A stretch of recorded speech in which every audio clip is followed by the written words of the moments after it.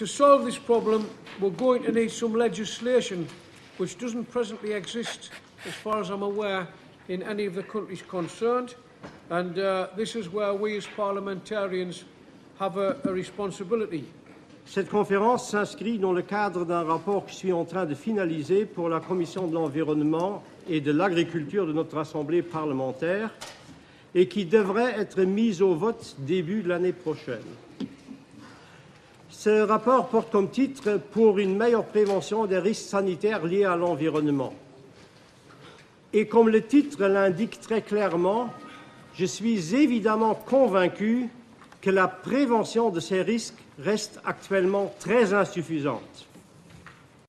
Au courant des dernières 10 années, je dirais, toutes les instances officielles, que ce soit l'Union européenne, que ce soit l'OMS Europe, que ce soit les plans d'action santé, environnement santé, tous s'accordent pour dire qu'il y a des liens entre un environnement pollué et des problèmes de maladie, des problèmes de santé. Les jeunes et les enfants surtout sont les plus sensibles.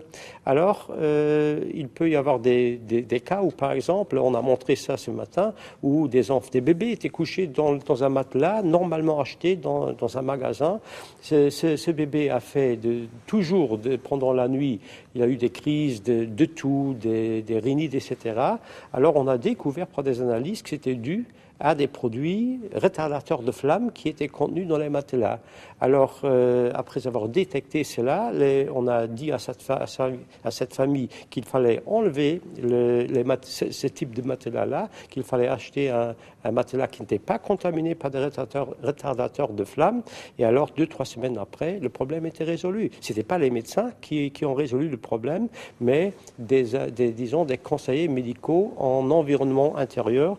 Il faut faire en Europe un cursus de médecine environnementale à enseigner dans les universités d'un côté et d'un autre côté, il faut une formation continue, au moins pour une certaine partie de médecins, surtout pour les généralistes par exemple, pour apprendre ces choses-là, pour apprendre ces liens entre des produits chimiques et des problèmes de santé. Parce que les problèmes de santé sont nombreux et moi je prédis que ces maladies chroniques, parce que ce sont toutes des maladies chroniques, l'asthme c'est chronique, le diabète c'est chronique, le cancer c'est chronique, toutes ces maladies ont augmenté au courant des 20-30 dernières années, et moi je prédis qu'elles vont encore augmenter si on ne fait rien, si on ne fait pas de prévention.